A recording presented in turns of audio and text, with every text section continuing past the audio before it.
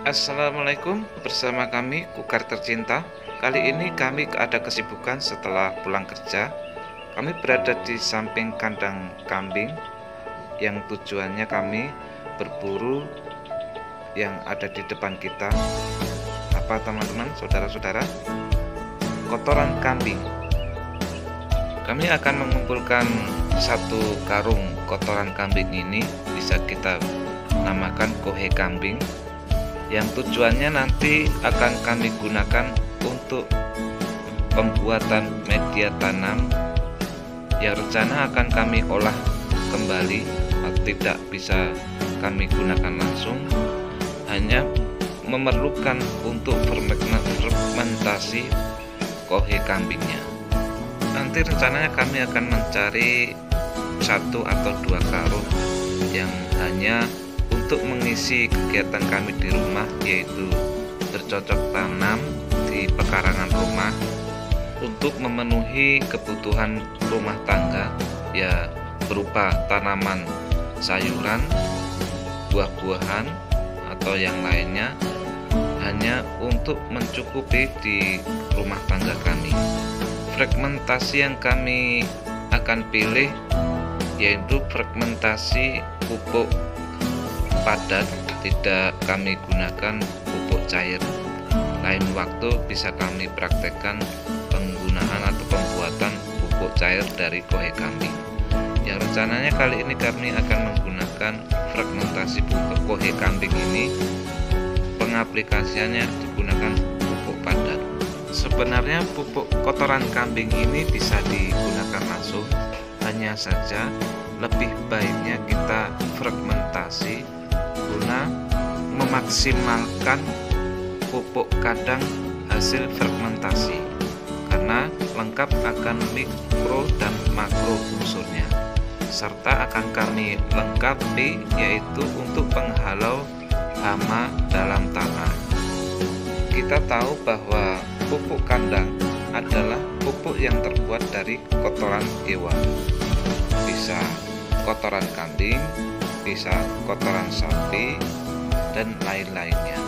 Bisa juga dengan kotoran ayam. Yang tujuannya penggunaan pupuk kandang ini untuk lahan pertanian kita ataupun lahan tanaman kita, untuk menyediakan unsur hara bagi tanaman kita, serta untuk memperbaiki kesuburan dan struktur tanah kita. Selain itu, pupuk kandang juga mendukung kehidupan mikroorganisme yang ada dalam tanah agar semakin berkembang. Seperti yang kita ketahui, mikroorganisme yang berperan penting untuk mengubah sisa tanaman menjadi humus atau senyawa tertentu. Biasanya, pemberian pupuk kandang tidak langsung efektif pada musim penanaman pertama, tapi akan memberikan hasil yang nyata atau signifikan setelah diberikan pada tanaman pada fase penanaman yang kedua dan selanjutnya. Kalau kita bandingkan dengan pupuk kandang berupa kotoran ayam, secara umum memberikan hasil yang lebih cepat dibandingkan kotoran kambing maupun sapi, karena unsur hara dalam pupuk kandang ayam tersedia dalam bentuk yang dapat langsung diserap oleh tanaman.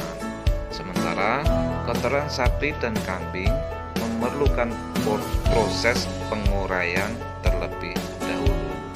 Maka dari itu, dalam pencarian kami kali ini, sebelumnya akan kami olah atau fragmentasi guna untuk penguraian kotoran kambing itu, sehingga nutrisi yang ada pada pupuk kandang ini bisa diserap oleh tanaman dan dilengkapi bakteri penghalau hama yang lainnya, contohnya bakteri Trichoderma yang guna untuk menghalau pengganggu tanaman.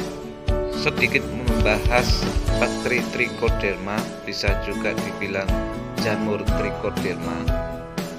Bisa dikenal kita yaitu punya keahlian dalam melindungi tanaman kita trichoderma banyak manfaatnya.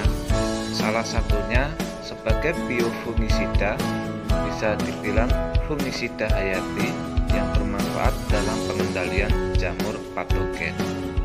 Dan masih banyak lagi fungsinya, sehingga tanah dan tanaman lebih sehat, subur, dan produksi. Tentu saja meningkatkan stamina tanaman dan meningkatkan hasil panen pada tanaman yang kita tanam nanti.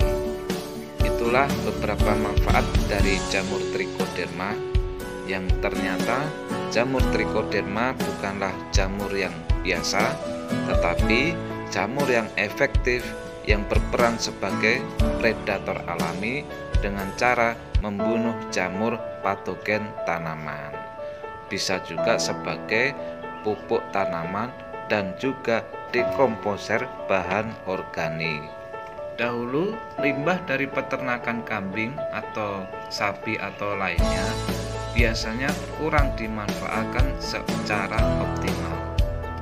Tentunya dibiarkan begitu saja, bahkan dibuang, bahkan dibakar. Sekarang semakin bertambahnya teknologi ataupun informasi bisa memberikan edukasi ataupun tata cara secara tepat dalam pemanfaatan limbah ternak, bisa sangat membantu perekonomian kita meskipun jumlahnya tidak terlalu banyak. Limbah dari peternakan kambing ini sebenarnya bisa dimanfaatkan, yaitu berupa pupuk kompos yang cukup berkualitas dengan melalui proses fragmentasi. Di zaman sekarang sudah banyak yang mengaplikasikan, tentu saja kita mudah dalam pencariannya di Google ataupun di YouTube. Sudah banyak para petani kita, para pekebun kita mengaplikasikan pupuk kompos kandang ini. Sedikit dari video kami, semoga bisa manfaat bagi saudara-saudara. Terima kasih. Assalamualaikum.